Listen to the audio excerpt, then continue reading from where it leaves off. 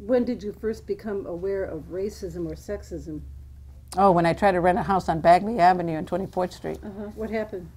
I think we were in our 3rd year of marriage, or maybe 4th. We had just had our 3rd daughter, and Henry wanted to move. We lived on 22nd Street underneath the bridge, because we used to live first on 4th and Plum. 4th and Plum is that old, well, we lived there before it became that groupie, whatever they did there on the 4th and Plum Street. I can't remember, because that's where we used, Plum Street. We lived on 4th and Plum, and then it got really, really wild for a while because there was so much tourists coming in.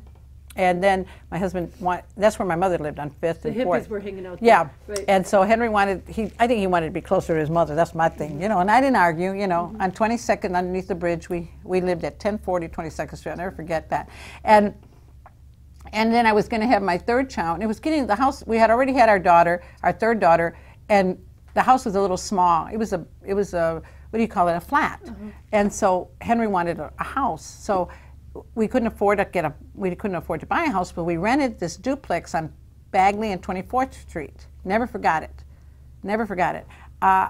Henry went and gave his deposit and whatever and got the key. So he gave it to me, and I decided if I had to paint, I had to look different, right? We're talking the 70s, 60s, yeah, we're talking 71, maybe 70, maybe 70. So I put my hair in braids and jeans, and when I painted, I must have looked like a real Indian from the reservations or something. The guy looked at me and said, I had the key, and he came over, he said, what are you doing here? I said, oh, I'm painting. And he said, who are you? I said, oh, I'm Jane, and I'm Henry's wife. He said, oh, we didn't rent to anybody that looks like you. I never forgot that. So what happened? So I called Henry, I went, because his mother lived down the street. And so I said, what do you mean? It's just a black over, what the hell? So I went and got Henry, and I said, honey, my mother-in-law said, no te querían rentar porque te pareces pura India, you know? And I said, what?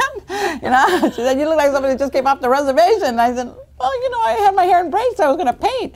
And so Henry was furious. It was the first time, I think, that it hit me, you know? We ran into it later on again, but that was the first time, I think, that it hit me in the community.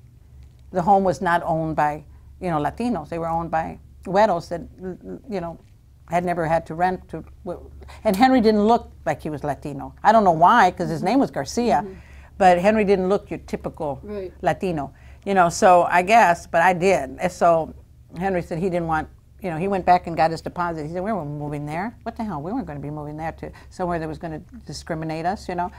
So that was the first year we decided, okay, the heck with that, let's buy a house. So we went and bought a house. Which house was that? The house I live in now. So what year did you buy that house?